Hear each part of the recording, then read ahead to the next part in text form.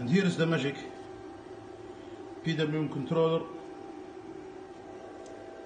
inverter 1565 battery.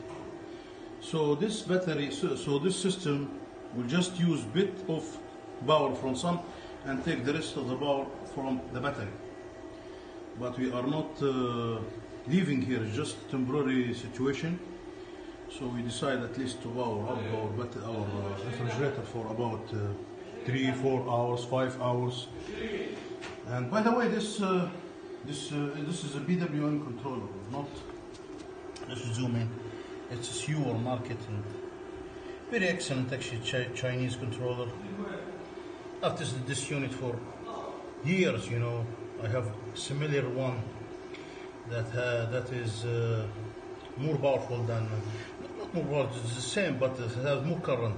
This one's model is STG1205. The other in my house is STG11230, which means that it's 30 ampere control. And you know, cheap wires for powering the inverter, because we find ourselves in trip and there is a lot of this is a, you know, house manor, and it's a farm, and we are making a trip, and the wires are so cheap wires. But because we miss the wires, original wires, so we try just to make any wires compatible with the system. And I can see the refrigerator is working and everything is cool inside.